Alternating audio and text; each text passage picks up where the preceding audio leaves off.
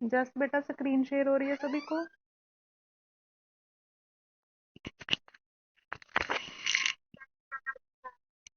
Okay. आज हमारा जो फोर्थ चैप्टर पेंडिंग था, पोटेंशियल इलेक्ट्रिक पोटेंशियल वाला करना है, ठीक है। और जो आपका न्यू पैटर्न है वो अनाउंस हो गया ऑफिशियली। मीन्स आपका जो 50% फर्स्ट टर्म वाला सिलेबस है वो एमसीक्यू टाइप जाना है। तो हम अपनी प्रेपरेशन भी उसके अकॉर्डिंग करेंगे।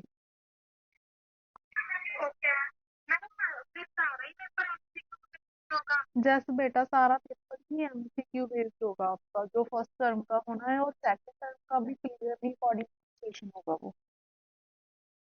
अगर सिचुएशन नॉर्मल हुई, जस्ट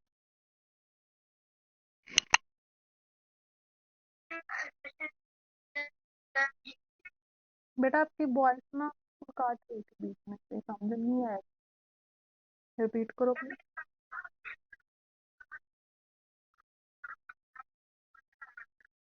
जैसे जैसे बेटा हम प्रैक्टिस करेंगे सारी, ठीक है। हमारा जैसे अब फर्स्ट जो यूनिट है वो कंप्लीट हो जाएगा ये चैप्टर करके। तो जो हॉस्पिटल एमसीक्यू बनेंगे, ठीक है, सारे वो अलग अलग प्रोसेस से करके हम डिस्कस करेंगे। और जो भी असेसमेंट वाले क्वेश्चन करेंगे अकॉर्डिंग टू न्यू पैटर्न ही हमने प्रेपरेशन करनी है,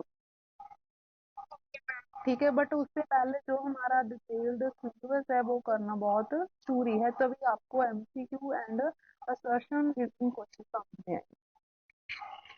तो हम एक एक यूनिट का रख लेते हैं, ठीक है। एक यूनिट कंप्लीट हो जाएगा, उसके रिलेटेड सारी प्रेपरेशन करेंगे, साथ साथ रखेंगे। इसे भी कंटिन्यू आगे का सिलेबस नहीं करना है, अदरवाइज सिलेबस नहीं होगा हमारा, ठीक है। एक्स्ट्रा टाइम निकालते हैं, करते हैं कुछ, ठीक है, बस आप कॉपरेट करना। ओके, तो हमारा जो नेक्स्ट है आपका इलेक्ट्रिक पोटेंशियल चैप्टर। इसमें से भी मैंने मेन मेन ही निकाल कर लाई हूँ जो आपको करना है, ठीक है। जैसे आपकी बुक में से स्टार्टिंग काफी दिया हुआ है, काफी बड़ी डेरिवेशन है, जो फर्स्ट डेरिवेशन है शायद, ठीक है। उसमें से जो मेन पॉइंट बस आपके आगे काम आने हैं, रिजल्ट और उसका थ्योरेटिकल पार्ट क्या है, कैसे काम आ सकता है, मैंने वो नोट कर लिए एज अ पॉइंट। बस इतना ही करना है उसमें से आपने, ठीक है। जो करवा रही हूँ मैच कर लेना आप बस। जैसे सबसे पहले तो इंटेग्रल, ठीक है। नॉर्मल इंटेग्रेशन का साइन आपको पता है कि ऐसे होता है, जो मैथ में हम इसमें यूज करते हैं, मैथ वाला, ठीक है, मैथमेटिकल। बट उस जो इंटेग्रल का साइन है, उसे देखकर कैसे पता चलेगा कि लाइन इंटेग्रल की बात हो रही है, या फिर सरफेस इंटेग्रल की बात हो रही है, या फिर वॉल्यूम इंटेग्रल की बात हो रही है, ठीक है। अगर आपको ऐसे सिंगल इंटेग्रेशन का साइन है, सिंपल, कुछ लिखा नहीं होगा साथ में, ये आपकी आइडेंटिफिकेशन है, ठीक है। इट मींस ये क्या है, लाइन इंटेग्रल। अगर दो आ गई, इसका मतलब ये किसकी बात हो रही है फिर, सरफेस की। अगर तीन आ गए, इट मींस किसकी बात हो रही है फिर, वॉल्यूम की। जहाँ तो ऐसे काउंटिंग वाइज होगा, एक साइन, दो साइन, तीन साइन। अगर ऐसा नहीं हुआ तो सिंगल साइन के साथ नीचे लिखा होगा, जैसे एक्स लिखा हुआ है, इट मींस सरफेस इंटेग्रल की बात हो रही है। वी लिखा हुआ है, इट मींस वॉल्यूम इंटेग्रल की बात हो रही है, ठीक है। और एक बात का ध्यान और देना, अगर इंटेग्रल के ऊपर ऐसा छोटा सा सर्कल हो, इट मींस क्लोज की बात होती है। Is it clear to all? Okay. तो इसके बाद जो आपने मेन पॉइंट्स याद करने हैं, जो आपके ये टू जो टॉपिक से कवर हो गए, मैंने साथ में बुक नहीं उठाई अभी, ठीक है। तो आपने सिर्फ उसके जो पॉइंट्स ही करने हैं। जैसे फर्स्ट पॉइंट है, एक बात का ध्यान रखना बेटा, जो ना साथ में आप मॉडर्न की बुक में की पॉइंट्स ऐसे साथ में बॉक्स बना होता है ना, थ्रू करके उसमें कुछ लिखा होता है, इंपॉर्टेंट इंफॉर्मेशन है वो, ठीक है। पहले हम उस पर इतना ध्यान नहीं देते थे, बट अब के पैटर्न के लिए वो साथ में हमें करना पड़ेगा, ओके। क्योंकि जो एमसीक्यू है, तो ये तो क्लियर है कि डेरिवेशन है सारी। अब सारे के सारे एमसीक्यू ये थोड़ा ना होंगे कि डेरिवेशन भी रिजल्ट पर टिक लगा दो, डेरिवेशन होगी रिजल्ट पर टिक लगा दो, नो, तो नहीं वो आएगा, ठीक है। तो जो थ्रेटिकल पार्ट है ना वो हमें डीपली करना है थोड़ा, ठीक है। मीन्स जो की पॉइंट्स आपको मिलेंगे साथ में, कोई भी ऐसे इंपॉर्टेंट पॉइंट्स वो अपने अपनी नोटबुक पर नोट करने हैं। मैं साथ साथ में आपको सेंड भी करूंगी डिफरेंट सोर्सेस से, ठीक है, तो आप उस पर जरूर ध्यान देना।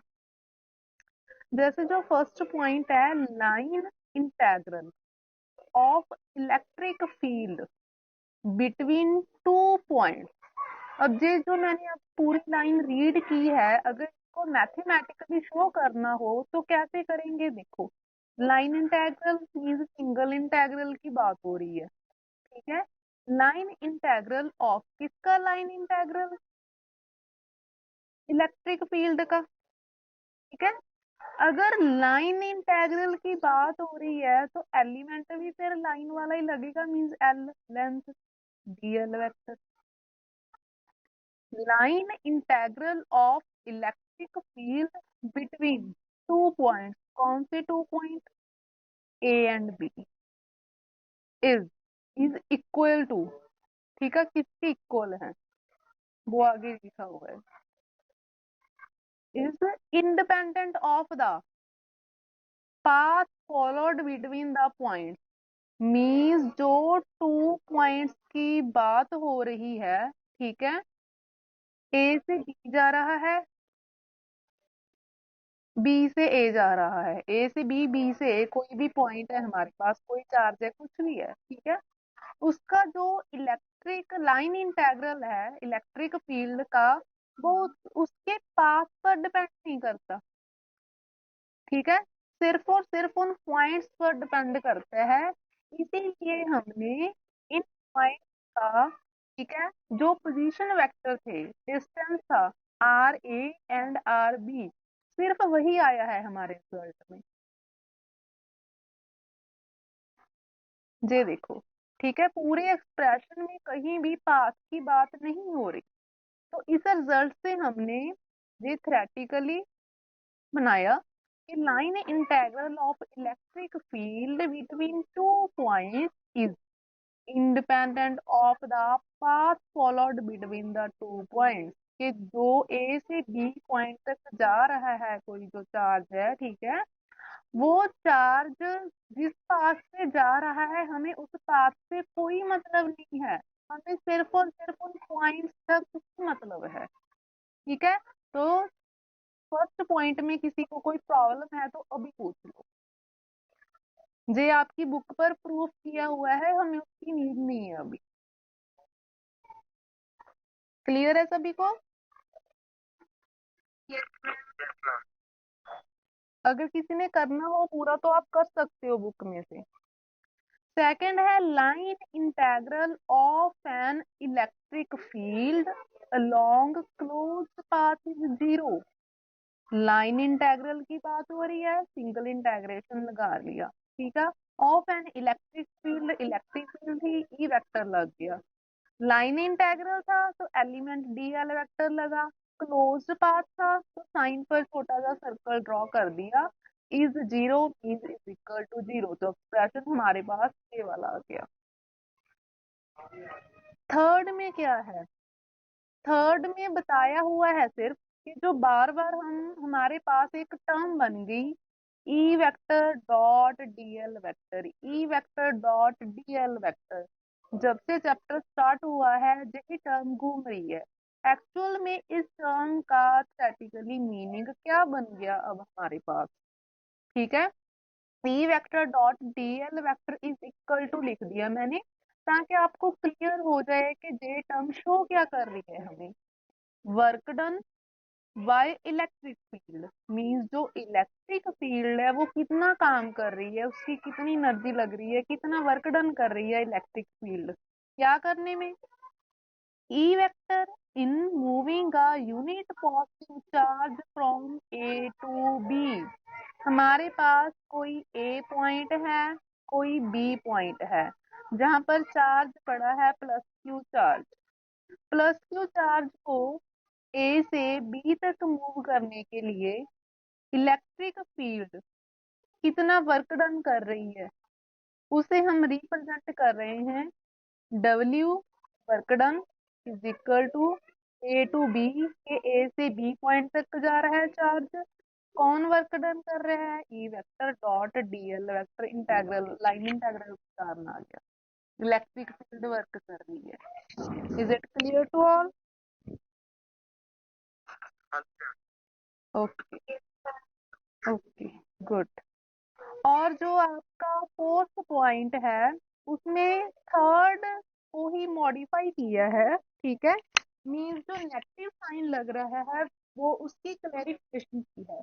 थर्ड पॉइंट में हमने नेगेटिव साइन शो नहीं किया क्योंकि हमने सिर्फ और सिर्फ ई वेक्टर डॉट एल वेक्टर का मीनिंग समझा इसमें क्या रिप्रेजेंट कर रहा है।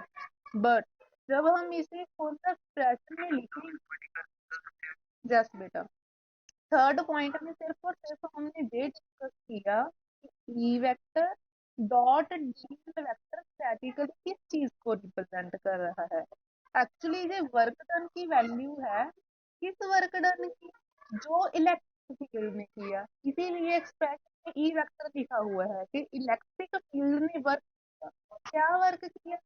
ए पॉइंट से बी पॉइंट तक चार्ज को लेकर जाने का।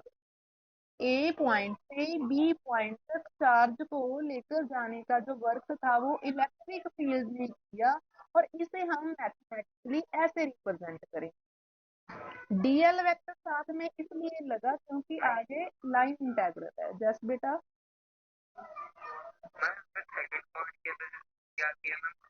सेकंड पॉइंट में हमने बताया कि अगर क्लोज्ड पाथ की बात हो रही है, मैं डायग्राम ड्रॉ करती हूँ एक मिनट, समझ गए? ठीक है, जैसे ए से बी, ऐसे ऐसे क्लोज्ड पाथ हो गया ना, तो इसमें जो वर्क डन होएगा वो जीरो हो जाएगा क्योंकि सेम पॉइंट पर वापस आ रहा है जो चार्ज है। ओके, जैसे डिस्प्लेसमेंट में होता था। क्या बेटा?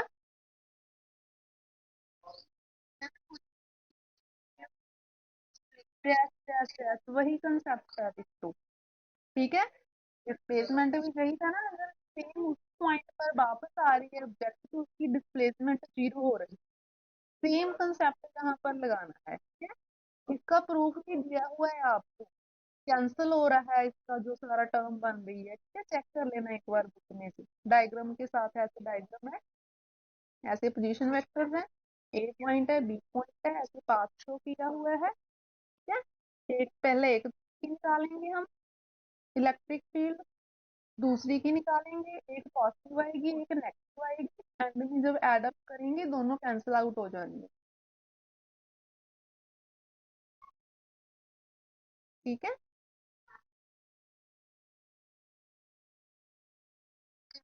आप अपनी क्लैरिफिकेशन के लिए फुल कर सकते हो, मेरे कहने का मतलब कि उसको रट्टे लगाने का कोई आपको नहीं है, ठीक है। आप क्लैरिफिकेशन के लिए जरूर करो, कर सकते हो। अब उसे लिख लिख कर देखने की कोई नीड नहीं है, जो डेरिवेशन मैंने पॉइंट में डिस्कस करवा दी, ठीक है। और लास्ट पॉइंट क्या था? हमने जो work done and electric field है एक दूसरे के अगेंस्ट है दोनों, ठीक है। अगर इलेक्ट्रिक फील्ड इस डायरेक्शन में लग रही है तो वर्क डन दूसरी डायरेक्शन में हो रहा है, ठीक है। तो जो हमारा एक्सप्रेशन बनेगा उसके आगे नेगेटिव साइन लगाना। चारों पॉइंट्स क्लियर है सभी को?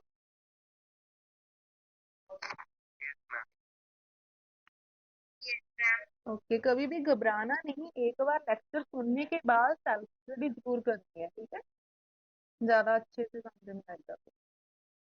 उसके बाद अब हमें करना है आपका 4.03 टॉपिक। इसके लिए आप बुक यूज कर सकते हो, साथ में मैंने बुक में से ही करवाना है। जो इससे पहले वाले थे वो उतना ही करना है जितना मैंने करवाया है। थर्ड है आपका concept of electrostatic potential difference and potential from the line integral of electric field. अच्छा मुझे ये बात तो बताओ, मैंने लास्ट लेक्चर में आपसे ये डेफिनेशन आपसे डिस्कस की इलेक्ट्रिक पोटेंशियल की, वो क्लियर है सभी को? इलेक्ट्रिक पोटेंशियल की डेफिनेशन एक बार फिर से सुन लो, ठीक है, जहां पर थेटिकली लिखी, the electrostatic potential difference between two points. अगर हम एक सिंपल इलेक्ट्रिक पोटेंशियल की बात कर रहे हैं, मीन्स एक पॉइंट पर ही बात कर रहे हैं। अगर पोटेंशियल डिफरेंस आ जाता है, मीन्स टू पॉइंट की बात चल रही है, घबराना नहीं है, ठीक है। The electrostatic potential difference between two points B and A in an electric field. मान लो हमारे पास दो पॉइंट्स हैं, ए एंड बी। ए पर जो पोटेंशियल है वो वी ए है, बी का जो पोटेंशियल है वो वी बी है, ठीक है।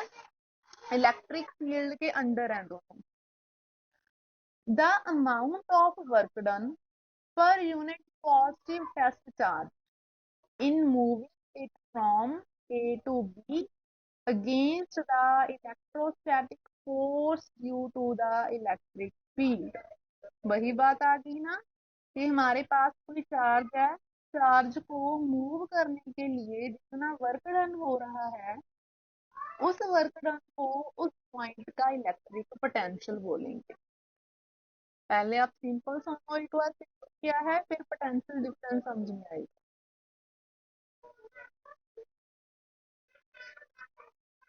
जैसे हमारे पास कोई पॉइंट है जहां पर कोई चार्ज पड़ा है, ठीक है। इस चार्ज को ए पॉइंट तक लेकर आने के लिए जितना वर्क डन किया, ठीक है, इलेक्ट्रिक फील्ड ने जितना वर्क डन किया, उसे हम इस पॉइंट का इलेक्ट्रिक पोटेंशियल बोलते हैं। अगर टू पॉइंट्स आ जाते हैं तो दोनों का डिफरेंट डिफरेंट पोटेंशियल होगा, ठीक है। तो उस टर्म को हम पोटेंशियल डिफरेंस बोलते हैं। Is it clear to all? Concept दोनों में क्लियर है? ओके। तो हमने लास्ट लेक्चर में इसका फॉर्मूला भी डिस्कस किया था। मैंने बताया था ना कि V is equal to W upon Q होता है, general formula of potential, electric potential. क्या कि कितना वर्क डन करना पड़ा किस चार्ज को मूव करने के लिए, उसे हम क्या बोलते हैं, पोटेंशियल बोलते हैं। वही फॉर्मूला यहाँ पर यूज होगा। जहाँ पर टू पॉइंट्स की बात चल रही है तो हम पोटेंशियल डिफरेंस लेंगे कि दोनों में कोई ना कोई डिफरेंस तो है ना।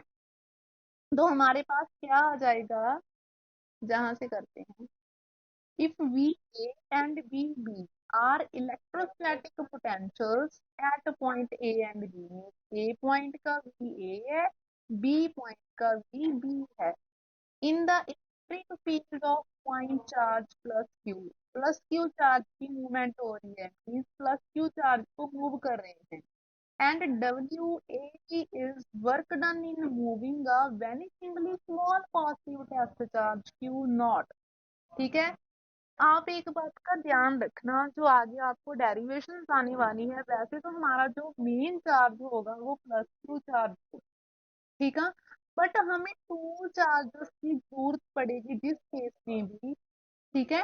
तो हम एक न्यू चार्ज इंट्रोड्यूस करेंगे क्यू नॉट, ठीक है, जिसका जो चांसेस जो हुआ ना हुआ एक बराबर है। हम सिर्फ अपना काम निकालने के लिए, अपना मतलब निकालने के लिए इस चार्ज को इंट्रोड्यूस करेंगे बीच में, और साथ में ही हम मेंशन कर देंगे vanishingly small positive test charge Q naught. ये बहुत छोटा सा, जिसकी जो वैल्यू है, वैनिश होता है किसी चीज का खत्म होना, किसी चीज का जीरो होना, ये ना के बराबर ही है। जैसे हम पॉइंट ऑब्जेक्ट लेते थे ना, निगलिजिबल मेंशन वाली, वैसे ही हम क्यों नॉट को इंट्रोड्यूस करेंगे। हम क्यों इंट्रोड्यूस करना पड़ा, क्योंकि आगे हमने वर्क डन निकालना है। वर्क डन के लिए हम को निकालेंगे फोर्स को, और फोर्स एक चार्ज से ही हम निकाल सकते हैं, उसके लिए टू चार्जेस की जरूरत है हमें सिस्टम में। That's why we introduce to naught test charge. और इसको नाम भी जो टेस्ट चार्ज दिया हुआ है सिर्फ टेस्टिंग के लिए आता है। ओके।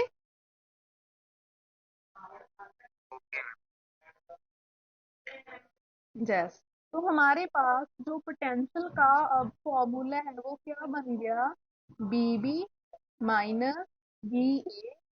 जे टर्म को रिप्रेजेंट कर रही है पोटेंशियल डिफरेंस को, is equal to W A V. W A B को रिप्रेजेंट कर रहे हैं, वर्क डन को। ए से बी तक टेस्ट चार्ज को लाने के लिए जितना वर्क डन हुआ, रेशो में क्या आएगा, वही टेस्ट चार्ज आएगा जिसको मूव किया हमने, वो क्या है, क्यू नॉट।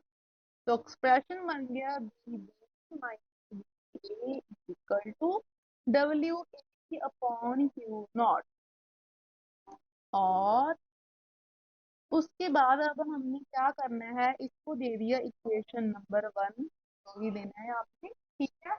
उसके बाद अब हम निकालेंगे वर्क डन, ठीक है। वर्क डन की वैल्यू निकालेंगे कि वर्क डन कितना हुआ। और जो हमारे पास वर्क डन का फॉर्मूला है वो क्या होता है, फोर्स इंटू डिस्प्लेसमेंट। यही करते हैं ना हम, work done is equal to force and displacement. वही वाला फॉर्मूला हमने यहाँ पर निकालना है, ठीक है।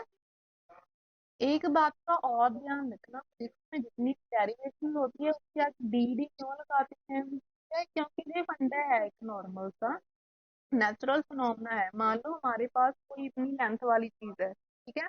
अगर हम पूरी लेंथ लेकर इसकी, ठीक है, अपनी कैलकुलेशन करेंगे, इसकी वैल्यू बहुत बड़ी होगी, हमारी जो कैलकुलेशन है उतनी ही वो कॉम्प्लिकेटेड बन जाएगी।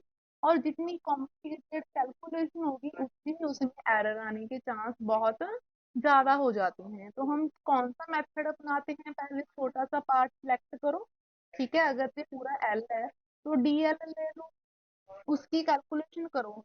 कहीं तो आपने 10 की करनी है वो, कहीं आप 1 लेकर कर रहे हो, तो कैलकुलेशन कितनी इजी हो गई, ठीक है। उसके बाद उसकी इंटेग्रेशन कर दो, इंटेग्रेशन के फॉर्मूले हमें मैथ्स में दिए हुए हैं। Is it clear to all? That's why हम पहले सभी जो डेरिवेशन है उनमें डी डी वाली वैल्यू निकालते हैं। जैसे वर्क डन निकालना है जहां पर, तो डी डब्ल्यू की वैल्यू निकालेंगे, स्मॉल वर्क डन निकालेंगे पहले कि कितना हुआ, ठीक है। Force into DL vector, displacement, force into displacement. जहां तक क्लियर है सभी को, गर्ल्स आपको? ओके। उसके बाद हमने क्या किया, जहां पर फोर्स की वैल्यू, फोर्स की वैल्यू क्या होती है हमारे पास, आपने पिछले चैप्टर में की है जे, क्यू नॉट ई, जहां पर नेगेटिव साइन लगा हुआ है। फोर्स एंड इलेक्ट्रिक फील्ड दोनों ऑपोजिट डायरेक्शन में है, that's why negative sign introduced. Clear?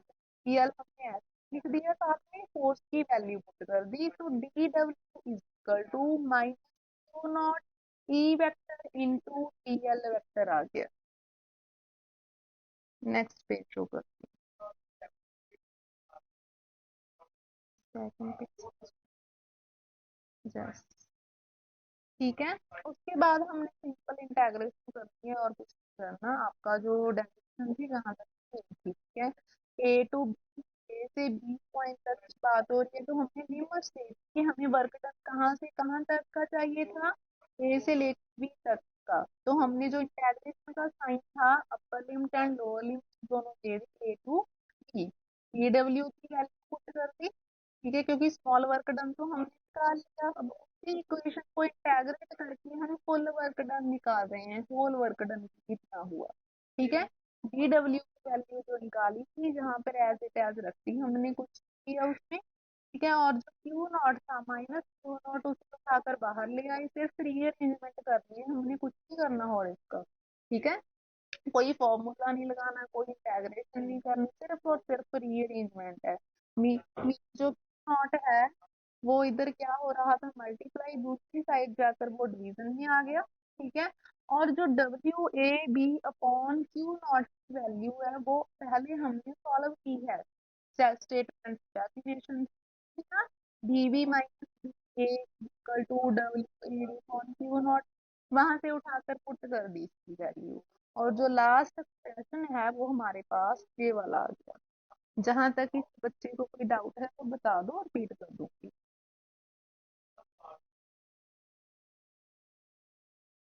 Just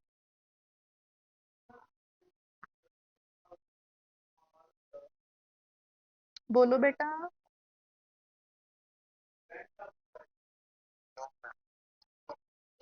okay, तो जो हमारे पास आपने जैसे डेरिवेशन कर लिया, अब जो उसके पीछे वाली जो चीज है ना जी, कभी छोड़नी नहीं।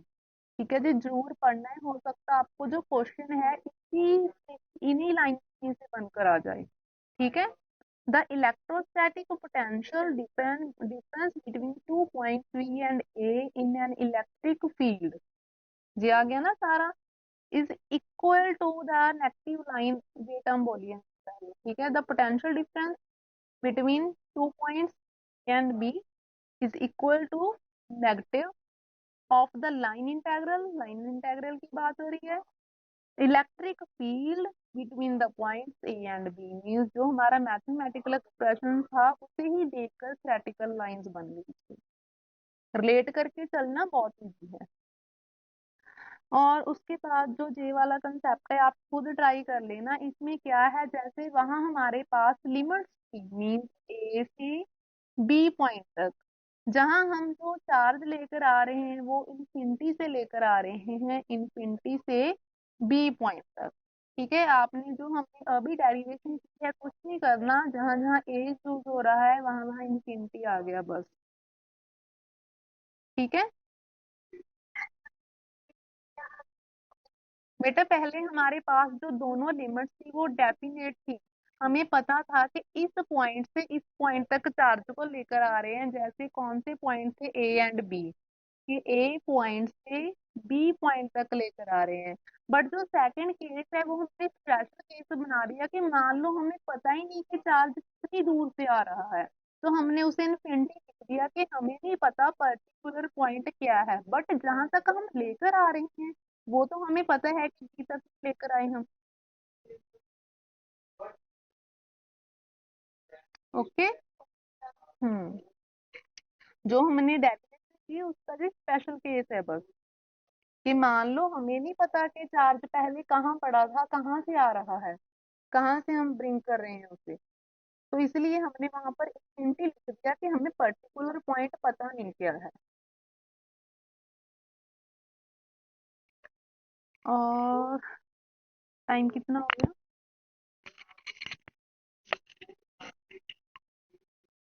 उसके बाद है हमारा, जैसे एक की पॉइंट डिस्कस करना था, बट इसके पहले आपको पता होना चाहिए, हाँ, जो बीच वाले टॉपिक्स हैं वो हम कल के लेक्चर में करेंगे, आज के लिए जो डेरिवेशन थी वो उतनी बहुत है, इसलिए मैंने और डेरिवेशन नहीं डाली ताकि आप पहले उसे रिवाइज कर लो, अदरवाइज हौच हो जाएगा बहुत आपका। तो मैंने साथ में जो नेक्स्ट थ्रेटिकल टॉपिक था थोड़ा सा इजी था वो उठा लिया। ठीक है, ताकि बैलेंस हो जाए आज का लेक्चर। तो इक्विपोटेंशियल सरफेस क्या होते हैं? Any surface which has same electrostatic potential at every point, मान लो हमारे पास में कोई सरफेस है, ठीक है, मैंने जहां चेक किया जहां भी पोटेंशियल उतना ही था, जहां चेक किया जहां भी उतनी थी, इस एवरी पॉइंट पर जो इलेक्ट्रिक पोटेंशियल की वैल्यू है वो इक्वल इक्वल चल रही है। तो जो पूरा सरफेस है, पूरे सरफेस को हम क्या बोल सकते हैं, को potential surface. Equal potential circuit, उसके नेम क्लियर है, इक्वल पोटेंशियल, इलेक्ट्रिक पोटेंशियल की बात हो रही है, इलेक्ट्रोस्टैटिक पोटेंशियल की बात हो रही है। ठीक है, इस ऐसा सर्फेस जिसके हर एक पॉइंट पर जो पोटेंशियल है वो सेम हो, उसे हम इक्वल पोटेंशियल सरफेस बोलते हैं। Is it clear to all? Okay. और जो इसका नेक्स्ट था, एक मिनट, इस पे एक पॉइंट शो करना है आपको, फिर हम एंड कर देते हैं क्योंकि कंप्लीट नहीं होएगा अभी। जी हाँ, ठीक है।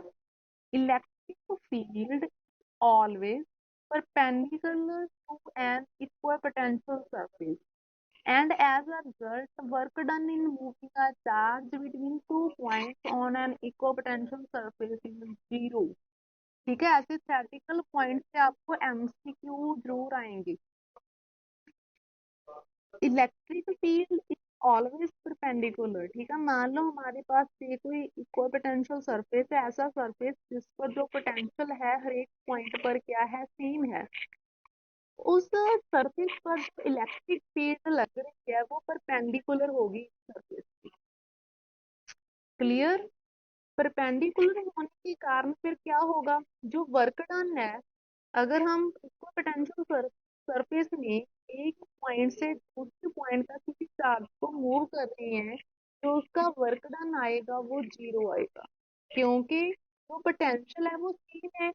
हमारे पास पोटेंशियल डिफरेंस तो आना ही नहीं, जैसे डी माइनस बी करते थे हम, जितनी बी की वैल्यू उतनी सी की वैल्यू, दोनों एक दूसरे को कैंसिल कर देंगे, तो वर्क डन किसी किस इक्वल आ जाएगा, जीरो के। हमारे पास यही इक्वेशन थी ना, D minus A equal to W A B on जो भी चार्ज को मूव कर रही है। अगर हम इक्वल पोटेंशियल सरफेस की बात करेंगे तो क्या होगा, जितनी बी की वैल्यू है उतनी बी ए की वैल्यू होगी, ये तो जीरो हो जाएगा। Zero is equal to W upon Q, और क्रॉस मल्टीप्लाई करने के बाद जे भी जीरो हो गया, तो डब्ल्यू किसके बराबर आ गया, जीरो के। तो क्लियर हो गया पॉइंट। इक्वल पोटेंशियल सरफेस के केस में जो वर्क डन है एक पॉइंट से दूसरे पॉइंट तक चार्ज को मूव करने का, वो किसके इक्वल आ जाएगा, जीरो के। Is it clear to all. आज के लेक्चर में किसी बच्चे को कोई प्रॉब्लम तो पूछ लो।